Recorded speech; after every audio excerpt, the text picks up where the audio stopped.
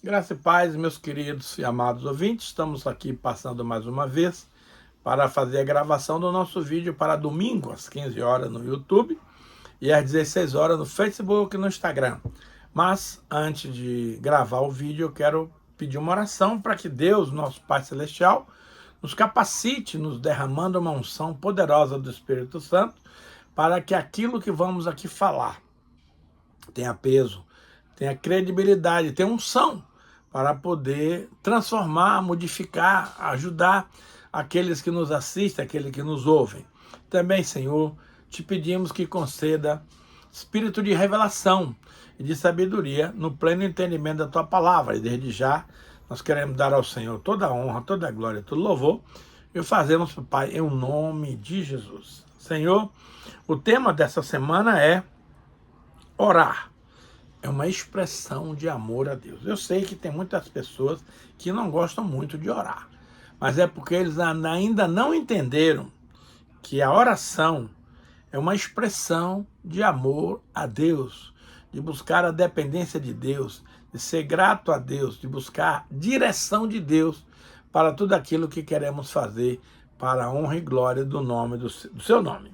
E aqui nós vamos pegar um texto de Lucas 11, de 1 a 4, que diz o seguinte: de uma feita, estava Jesus orando em certo lugar. Quando terminou, um dos seus discípulos lhe pediu: Senhor, ensina-nos a orar, como também João ensinou aos seus discípulos. Então ele os ensinou. Quando orardes, dizei: Pai, santificado seja o teu nome, venha o teu reino. O pão nosso cotidiano dá-nos de dia em dia. Perdoa-nos os nossos pecados, pois também nós perdoamos a todos que nos devem. E não nos deixe cair em tentação. Interessante, amados, que os discípulos nunca pediram a Jesus para ensinar a fazer curas, para ensinar a pregar, para ensinar a atender as pessoas. Por quê? Porque eles viam Jesus fazendo isso publicamente. Eles acompanhavam os resultados e certamente ficavam impactados com o resultado. Então, mas quando se tratava de oração, basicamente, Jesus gostava de orar sozinho. Jesus gostava de orar no monte. Jesus gostava de orar de madrugada. E nesses horários, a galera estava dormindo.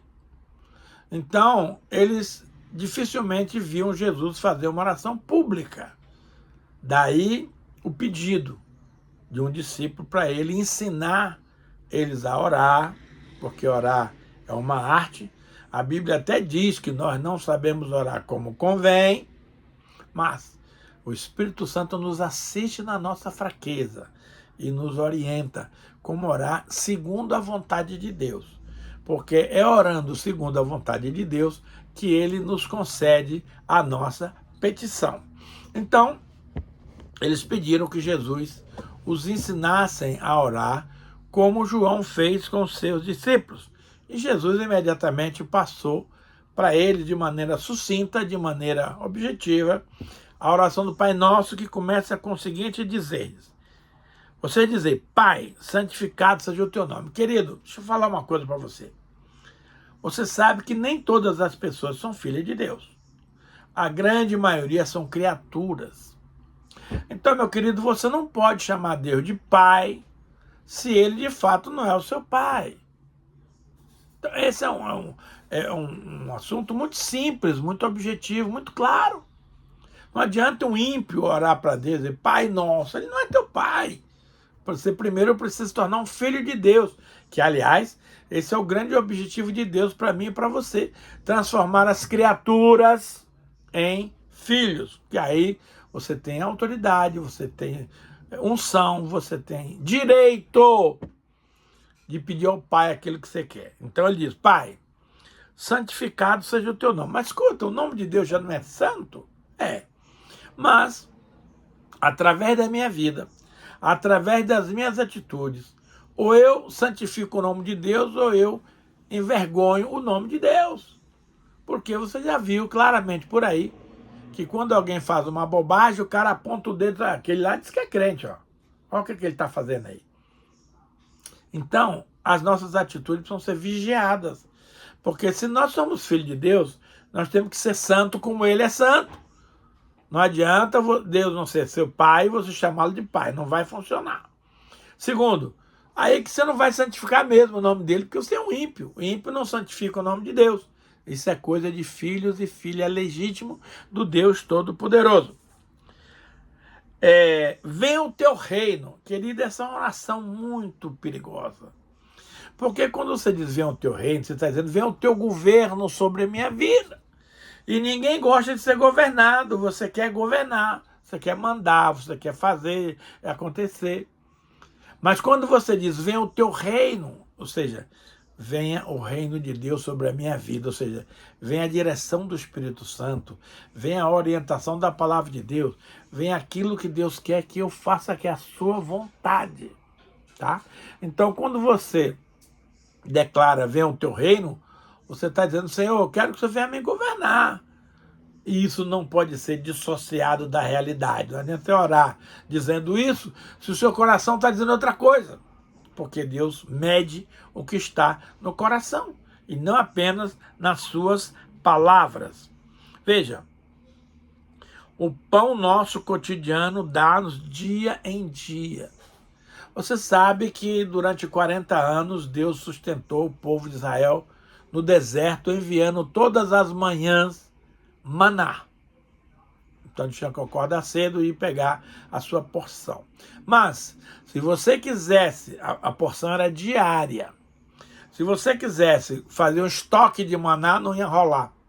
Porque no dia seguinte ele ia estar bichado. Aconteceu isso. Muitos queriam guardar tudo e se lascaram. Agora, interessante que no dia de sábado, eles podiam na sexta pegar a porção dobrada, que o maná não estragava. Então, veja bem, lidar com Deus, caminhar com Deus, não é tão simples assim. É muito mistério, é muita unção, direção, orientação.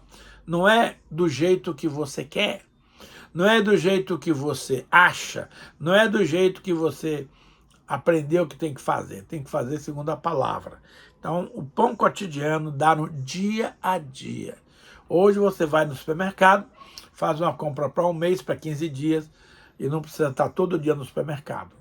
Mas, naquela época, para que você tivesse uma vida dependente de Deus, ele dizia que o alimento tinha que ser diário, dia a dia. Né? Então, olha só, perdoa os nossos pecados. É fácil essa oração, porque todo mundo peca, todo mundo pisa na bola. E nós amamos quando Deus nos perdoa, sim? Mas o versículo não para aqui. Perdoa-nos nosso pecado, pois também nós perdoamos a todos que nos devem. É outra associação, meu querido. Se você não perdoa aqueles que te devem, Deus também não vai te perdoar. Por quê? Uma coisa está intrinsecamente ligada com a outra. Primeiro, eu perdoo. Aí eu recebo o perdão de Deus. Você sabe daquela história que o camarada devia uma fortuna para o rei e não tendo com o que pagar, ele foi lá e o rei queria tomar sua família para pagamento, mas ele suplicou e o rei teve misericórdia dele e perdoou toda aquela dívida. Mas quando ele saiu do ambiente, ele encontrou um conservo que devia uma coisa ínfima para ele. E ele exigiu o pagamento. O cara falou, rapaz, eu estou apurado, não tenho, aguarde que eu te pago. Não. Guardas, prendam esse homem. Ele só vai sair da cadeia quando me pagar todo o dinheiro que ele me deve. Alguém viu aquela cena, correu lá o rei e falou com ele. Ô rei, você viu aquele cara que você perdoou aquela dívida enorme? Sim. Pois é, ele encontrou um conservo dele que devia uma ninharia e ele exigiu prender o cara até que pagasse toda a dívida. O rei ficou revoltado. Mas como que pode? Chama ele lá para mim. Os caras foram lá, chamaram o cara. Aí quando ele chegou diante do rei, o rei falou, rapaz, você não está com nada, né? Eu não te perdoei aquela dívida enorme que você tinha comigo? O Senhor perdoou. E como você tem coragem de cobrar uma dívida que alguém que te deve a mixaria? Guardas, prenda este homem e ele só vai sair quando pagar o último centavo. Querido, as coisas com Deus são sérias. Não dá para brincar com Deus. Ele está dizendo que ele tem prazer em nos perdoar. Amém. Isso é maravilhoso. Porém, o perdão de Deus para nós é condicionado a mim e a você perdoar aqueles que nos devem, que certamente é infinitamente menor do que o que você deve para Deus. Então, a Bíblia tem explicação para tudo. Eu fico maravilhado quando eu estudo a Bíblia, porque não fica nada oculto, não tem nada encoberto, não tem nada misterioso. Não, a Bíblia é clara. Então, o perdão de Deus para nós é condicionado a nós perdoarmos os nossos devedores. Então, querido, seja generoso, para de ser implicante, para de ser cobrador chato. A Bíblia diz em Tiago 2,13 que o juízo de Deus será sem misericórdia para com aqueles que não usaram de misericórdia para quem lhe devia alguma coisa. Todo mundo quer que Deus seja misericordioso com você, sim ou não? Sim. Mas e você? Está sendo misericordioso com aqueles que te devem? Ou você está sendo implacável, intransigente, cobrador, xiita, cara chato? Então, meu irmão, não brinca com Deus, não. Com Deus a coisa é séria. Então, eu quero que Deus use de misericórdia comigo? Claro que eu quero. Então, seja misericordioso com sua esposa, com seus filhos, com seu patrão, com seu pastor, com seus colegas. Porque você fazendo assim, Deus vai ser misericordioso com os seus pecados, com as suas atitudes. Veja, Deus está sempre pronto a nos perdoar, desde que nós perdoemos aqueles que nos devem. Então, a oração do Pai Nosso, que é a oração mais proferida no mundo, ela é muito comprometedora, porque você está se comprometendo a fazer coisas que normalmente você não faz. E para finalizar aqui, ele diz assim, e não nos deixe cair em tentação. Querido, deixa eu te falar uma coisa.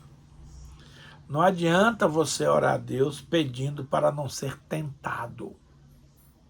O diabo ganha para nos tentar. Ele tem essa liberdade, Deus dá esse direito para ele. Agora, eu sempre digo que a tentação é uma coisa ótima. Porque na tentação eu posso provar o quanto eu amo a Deus, o quanto eu sou fiel, o quanto eu obedeço. Porque ser tentado não é pecado. Nós estamos sendo tentados a todo momento, a toda hora, em todas as áreas da nossa vida. Porém, a Bíblia diz que Jesus foi tentado em todas as coisas, mas não pecou. Infelizmente, eu e você não temos essa capacidade. E vira e mexe, a gente está escorregando na maionese e está caindo. Mas a boa notícia é que quando nós confessamos o nosso pecado, quando nós nos arrependemos, Deus é fiel e justo para nos perdoar os pecados e nos purificar de toda a injustiça. Então, você e eu vamos ser tentados o tempo inteiro, meu irmão. Glorifique a Deus por isso. Mas seja firme, seja resoluto, seja decidido. Não peque contra o Senhor. O diabo tentou, resista, ele fugirá de vós. O diabo ele tem os limites de atuação. Ele não pode tudo o que ele quer contra nós. Ele tem um limite. A corda dele tem uma elasticidade. Digamos, 10 metros. Passou dos 10 metros, parou ali, velho. Ele não consegue te alcançar. Isso é muito bom, isso prova que Deus cuida de nós, que Deus se preocupa com nós, que Deus quer nos cuidar. Então não permita que o diabo lhe assuste. Não tem que ter medo não, mano. Resista ao diabo e ele fugirá de vós. Como que eu posso resistir ao diabo? Diga não para as propostas dele. Porque eles vêm com propostas mirabolantes. Ele vem com propostas interessantes. Ele vem com propostas ótimas. Mas nós precisamos ser firmes e resistir às astutas ciladas do diabo, e ele fugirá de vós. Jesus nos ensina a maneira certa de orar. Mateus 6, 5 a 8 diz assim: e quando orardes, não sereis como os hipócritas, porque gostam de orar em pé nas sinagogas, nos cantos das praças, para serem vistos dos homens. Ou seja, o negócio dele não é orar, é fazer o showzinho particular. É ser visto, é ser comentado, é ser elogiado. É isso que os hipócritas fazem. Em verdade, eu vos digo que eles já receberam a recompensa, que é o aplauso humano, que é o reconhecimento humano, que é os elogios humanos. Mas, tu, porém, quando orares, fala mais uma vez, quando orares, significa que nem todo mundo ora. Quando orares, entra no teu quarto, fecha a porta, orarás a teu pai que está em secreto, e o teu pai que vem em secreto te recompensará. Eu costumo dizer, meus amados, que o nosso momento de oração é como o momento de intimidade de um casal, quando eles vão partir para o ato sexual. Eles vão lá, fecha a porta, desliga a TV, desliga o celular, tira os meninos do quarto. É um momento somente deles, dele e da esposa. A oração é a mesma coisa. Deus não gosta que nada interfira no seu momento de oração e tire a sua atenção do Pai Celestial, que não está ali pessoalmente, visivelmente, melhor dizer, mas que está ali espiritualmente. Ele diz: orarás em secreto. Ninguém vê, é só você e Deus. E o teu pai que vê em secreto te recompensará. Eu acho isso fantástico. Aí ele continua: e orando, não useis de vãs repetições como os gentios, porque presume que sobre seu muito falar serão ouvidos. O que é orar com vãs repetições? É orar oração decorada. Todo dia você chega para Deus e lê aquele papel repetindo todas aquelas palavras. Deus não ouve essa oração. Ou você se ajoelha e pega um terço e multiplica não sei quantas vezes. Salve Rainha, Ave Maria, Pai Nosso. Essa oração Deus não ouve. Pastor, mas é sério? É sério. Então veja bem, Deus não está preocupado com religião A, B ou C. Mas Ele quer que eu e você façamos as coisas segundo a sua orientação. Então nós não precisamos estar repetindo, até porque Deus não é surdo, Deus não é esquecido, Ele gosta de uma oração espontânea. Algo que parte do seu coração para o coração de Deus. Quando eu fui na casa do meu pai, a primeira vez que eu me converti, eu pedi a ele permissão para fazer uma oração, e ele, claro, amavelmente permitiu. Eu orei, ele ficou impactado com aquela oração e me pediu: filho, será que dá para você copiar essa oração para mim? Falei: não, pai, não dá, porque Deus não gosta de coisa repetida. O senhor, quando for orar a Deus, fale naturalmente, como um homem fala para o seu companheiro. Fale do seu coração, que está pegando ali, o que Deus está direcionando. A oração é o próprio Deus que nos orienta a orar. Então, nada de copiação de oração. A oração é espontânea. E tem dias que você vai orar e não sabe o que orar, aí você ora em línguas. Por quê? Porque você mesmo não sabe nada que você está orando, mas Deus sabe. A Bíblia diz que quem ora em línguas não fala a homens, mas fala diretamente a Deus. Então não há desculpa para você não orar. Não é toda hora que a gente está com vontade não, irmão. Mas é necessário. Orar não significa estar com vontade, é mandamento, e eu preciso obedecê-lo. Então, quando você não souber o que orar em português, ore em línguas. Ou aquele que não tem ainda a oração em línguas, glorifica o Senhor, dando a Ele honras, glórias e louvores, cante louvores para Deus, exalte o nome de Deus, também são formas de oração que Deus se agrada.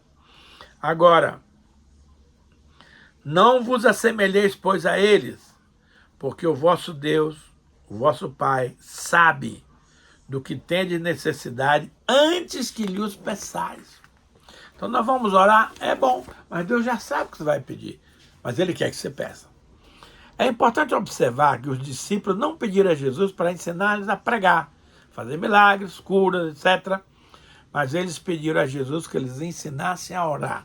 E olha, amado, você nunca vai ser um expert em oração. Por mais estudioso, por mais sincero, por mais santo que você seja, orar será sempre um desafio. Por isso é que Deus liberou o Espírito Santo para nos ajudar nas nossas fraquezas. Porque nós não sabemos orar como convém. Mas o Espírito Santo intercede por nós com gemidos inexprimíveis. Agora, querido, como podemos aplicar isso na vida prática? Em primeiro lugar, oração não é uma opção. Lucas 18:1 diz assim: disse-lhe Jesus uma parábola sobre o dever de orar sempre e nunca esmorecer. Então, Jesus quer que você ore sempre, não se deixe esmorecer. Então, a oração não é uma opção. Ah, hoje eu quero orar, hoje eu não quero. Pá. Não, você tem que orar sempre. Lucas 18, 6-8 diz assim: então disse o Senhor, considerai no que diz esse juiz iníquo. Não fará Deus justiça aos seus escolhidos, que a ele clama dia e noite, embora pareça demorado em fazê-los, em defendê-los? Digo-vos que depressa lhe fará justiça. Contudo, quando vier o Filho do Homem, achará porventura fé na terra? A Bíblia conta a história de um juiz iníquo. Esse juiz, ele não temia a Deus, não conhecia a palavra, não tinha nada com Deus. Mas havia uma viúva que chegava-se para ele e dizia: juiz, julga a minha causa. E o juiz não estava nem aí. Mas, de tanto essa mulher importunar aquele juiz para julgar a sua causa, ele disse: bem, já que eu não temo a Deus, mas eu vou atender essa mulher para ela parar de me aborrecer. No linguagem popular, parar de me encher o saco. Então, ele atendeu aquela mulher com essa observação. Que ele fazia daquilo que ele não queria ser incomodado. Aquela mulher estava incomodando ele todo dia, toda hora na casa dele, pedindo: juiz, atenda a minha causa, julgue a minha causa. E aí vem a palavra de explicação desse fato. Ora, considerai no que diz esse juiz iníquo. Não fará Deus justiça aos seus escolhidos, que a ele clama dia e noite, embora pareça demorado em defendê-los? Gente, o nosso amigo Abraão esperou 25 anos para ter a sua oração respondida, para ter a sua promessa concretizada. José passou 13 anos esperando o momento para cumprir a promessa de Deus. Foi preso e foi depois levado ao trono de Faraó, porque ele esperou com paciência em Deus. Deus pode, amados, responder a sua e a minha oração imediatamente. Mas, às vezes, Deus quer tratar o seu caráter em alguma área. Deus quer preparar você para receber a bênção. Porque se José tivesse ido para o trono logo que saiu da casa de Potifar, ele ia fazer um monte de bobagem. Mas não. Ele ficou na prisão, cumpriu o propósito, decifrou os sonhos do padeiro e do copeiro, e através desse ato, 2 anos depois, Faraó ficou sabendo que havia na prisão um cara que decifrava sonhos. Ele mandou chamá-lo, era o José.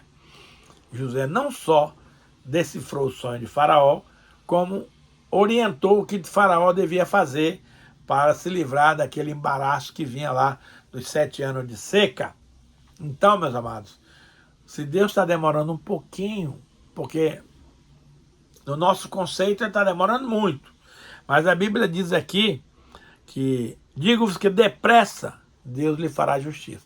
O depressa de Deus não é igual ao nosso depressa. Então saiba que mais cedo ou mais tarde Deus vai agir em seu favor, porque Ele te ama. Mas você precisa saber que o tempo de Deus não é o nosso tempo. Vale a pena esperar. A Bíblia diz, Salmo 40, verso 1, esperei com confiança no Senhor. E Ele me ouviu quando eu clamei por socorro. Tirou os meus pés do charco de lama e pôs os pés sobre uma rocha.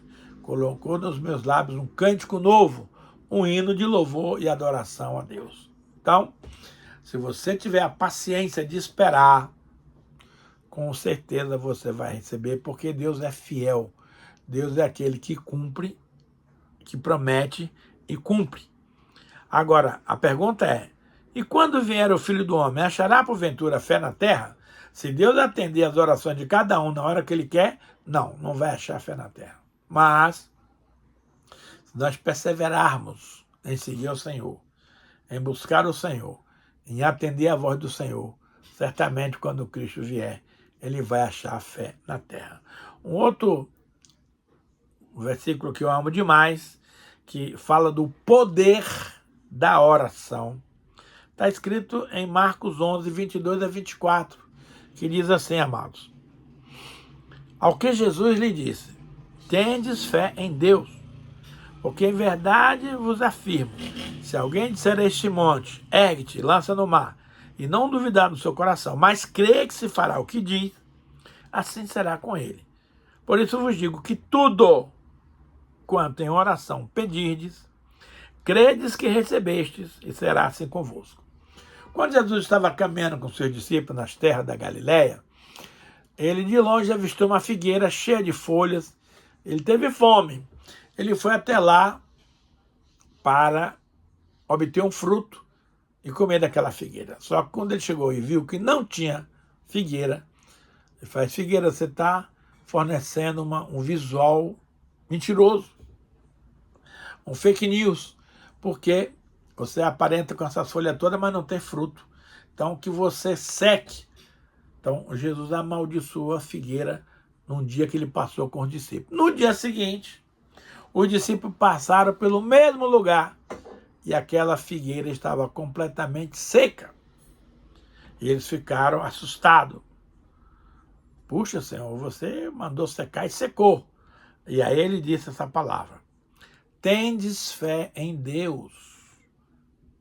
Não é para ter fé no pastor, no papa, no dinheiro, na TV, em nada.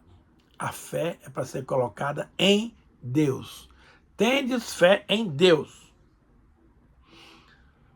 Porque em verdade vos afirmo que se alguém disser a este monte, ergue-te e lança-te no mar, e não duvidar no seu coração, olha só, mas crê que se fará o que diz, assim será com ele. Então veja só, quando você fala para esse mar, para esse monte, pode ser um atrapalho, um problema na sua vida, uma dificuldade, uma situação que você não tem como resolver. Então você tem que dar ordem àquele problema. Câncer, seque-se agora em nome de Jesus. Coração, seja restaurado agora em nome de Jesus. Você fala para o monte o que você quer dizer. Agora, depois que você dá a oração, você não descreia que não vai acontecer. Porque se você descrer, não vai mesmo. Então você tem que falar e crer que se fará aquilo que você diz. Assim será com ele. Por isso eu vos digo, tudo, aqui não é algumas coisas, é tudo. Quanto em oração pedirdes, credes que recebestes, e será assim convosco. Aqui o único fator variável, amados, você vai receber sim, mas você quer receber já. E às vezes você vai receber amanhã, depois de amanhã. E essa espera no receber é que nos faz perder a bênção, perder a fé. Então não seja incrédulo. Ore crendo, confessando e confiando, porque você vai receber mesmo. Senhor, o tempo acabou. Muito obrigado por esse momento. Aquilo, Pai, que eu não fui capaz de comunicar na minha palavra. Que o Espírito Santo de Deus complete a obra no coração dos amados irmãos. Abençoa, Pai, cada um dos nossos ouvintes. E desde já, Pai, nós queremos dar a Ti, Senhor, toda a honra, toda a glória, todo o louvor e toda a exaltação. E faremos isso, Pai, no no nome santo de Jesus. Amém, amém e